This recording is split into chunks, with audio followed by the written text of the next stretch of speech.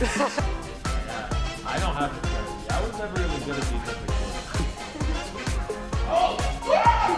I think Bolu got the egg.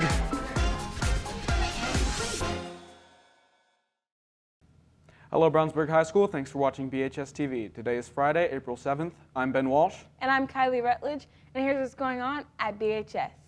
Prom will be held on Saturday, May 6th at the Indiana Roof Ballroom in downtown Indianapolis. The event starts at 7 o'clock and doors will open at 6:30. This year's theme is Old Hollywood. Tickets are $50 each, and information for how to purchase them will be coming soon. Students who want to bring a guest from another high school must fill out a special event guest request form. They can be picked up in Mr. Duran's room, SA 204, or the 2023 and 2024 team offices. All forms must be returned by next Friday, April 14th. Spring break 2025 is closer than you think, and there's an exciting opportunity for BHS students to take a trip to Columbia. It will be a 9-day trip that includes learning to salsa dance, visiting ancient ruins, hiking through national parks, horseback riding, visiting a coffee plantation, and so much more. There will be a meeting for anybody who is interested in learning more on Thursday, April 13th at 6 p.m. The meeting will be in Mrs. Muller's room, B2 428. If you can't make it to the meeting, you can see Mr. Friedman in B2 318 or talk to Mrs. Muller in room B2 428. The time to buy a yearbook is running out. There are limited numbers of copies left. If you want to buy a yearbook, please visit yearbookordercenter.com with the code 40408. Wearing a lanyard with ID is a BHS expectation that helps provide a safe learning environment for our students and staff. All students are required to wear their lanyards around their neck with their ID properly displayed at all times while in the building. Loaner lanyards will now be actual lanyards that must be worn properly and returned back to the team office at dismissal. Failure to return the loaner will result in a detention, and damage or loss of a loaner will result in a $2 fine. Students will not be released early from class to turn in the loaner. Avoid the inconvenience and possible consequences by making sure you have your lanyard and ID each day. If you're unable to find yours, a new lanyard and ID may be purchased in the main office for $5. We just got enrolled from Baolu from BHS TV is running on the track. Let's take a live look at the track now. Thank you. So, track and field is a very fun sport where you can compete with others to see who runs faster without tripping. So I have encountered some of the runners from the boys and girls team to see how they think the season is going to be. I think we have a really good team dynamic this year, and we all work really well together. So I think the environment is going to be a little bit different just because I think it's going to be more supportive, and we're just excited for the new track season, especially with new incoming runners and showing them around too. Yeah, I think this year is going to be good. We've been doing pretty good through indoor, and as we get into outdoor, we have some really good competition, and we should be pretty good this year. I think it's going to be really good, you know what I'm saying?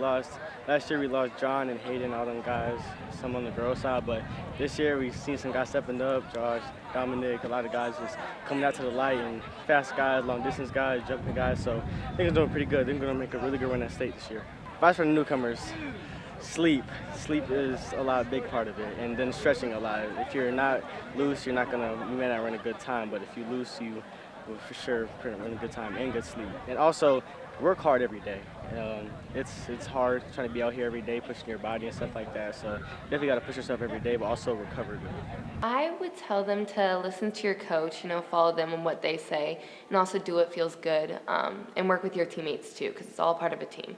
The information they provide me seems to convince me that this season is going to be different from last year, and I hope that this season is going to be fantastic for them. Balu, BHS TV. Hey, another lap.